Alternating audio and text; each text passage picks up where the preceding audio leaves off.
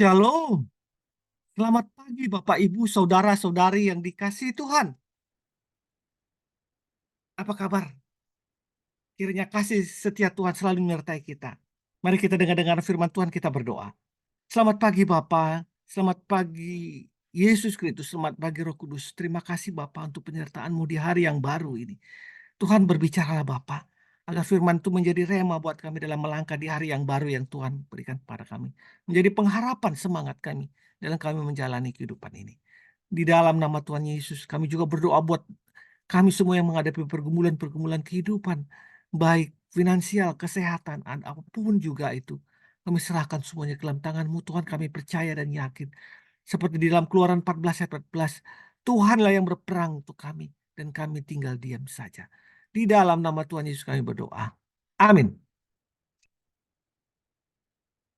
Yesus membuatmu berharga. Landasan firman Tuhan diambil dari 1 Petrus 1 ayat 18 sampai 19 yang mengatakan, 1 Petrus 1 ayat 18 sampai 19 yang mengatakan, sebab kamu tahu bahwa kamu telah ditebus dari cara hidupmu yang sia-sia, yang kamu warisi dari nenek moyangmu.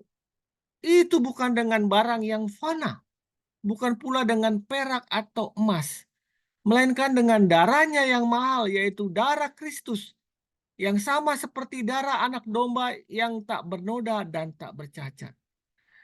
Ia telah dipilih sebelum dunia dijadikan, tetapi karena kamu baru menyatakan dirinya pada zaman akhir.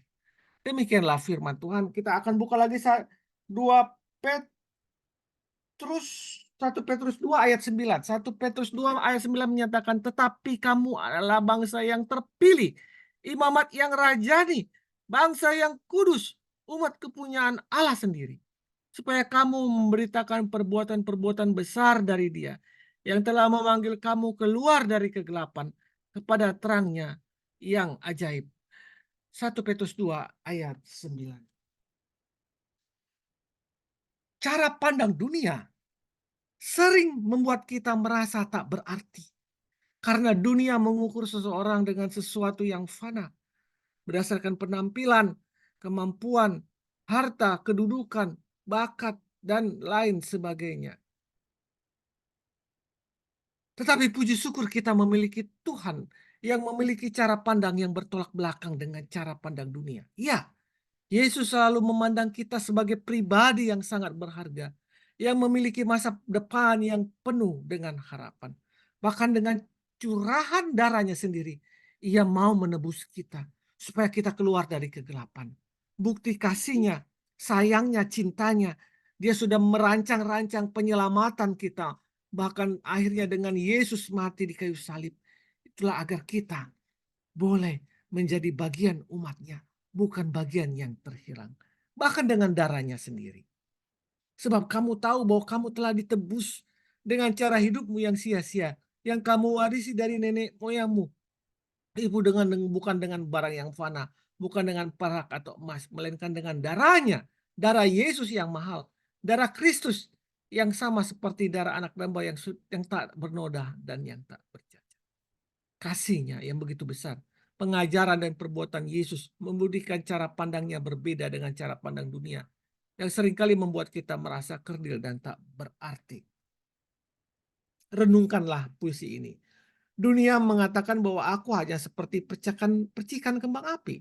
Tetapi Tuhan Yesus mengajarkan bahwa aku bisa menjadi terang dunia. Dunia mengatakan bahwa aku hanyalah setetes air yang tak berarti. Tetapi Tuhan Yesus mengatakan bahwa aku adalah aliran-aliran air yang menyegarkan dahaga diriku dan sesama. Dunia mengatakan bahwa aku hanyalah seorang pengemis.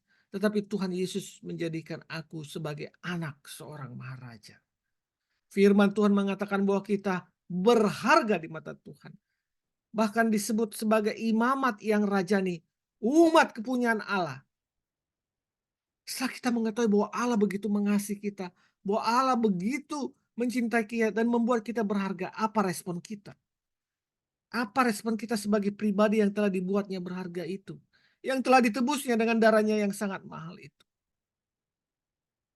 Biarlah kita hidup dengan memancarkan kasih dan kemuliaan Tuhan dengan melakukan firman-Nya dan memberitakan perbuatan-perbuatan besar-Nya. Jangan keraskan hati untuk menutup dirimu, hanya memikirkan kepentinganmu, hanya memikirkan pribadimu sendiri. Tuhan Maha Tahu, Tuhan begitu kasih, bahkan Dia rela memberikan nyawanya untuk kita tidak lagi berpikir seperti itu. Agar kita tidak lagi berpikir seperti nenek moyang kita. Agar kita tidak lagi ada di dalam kegelapan itu. Allah merobek semua itu.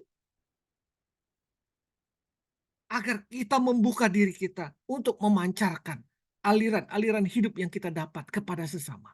Bukalah hatimu. Jangan keraskan hatimu. Ingat, Yesus telah membuatmu berharga.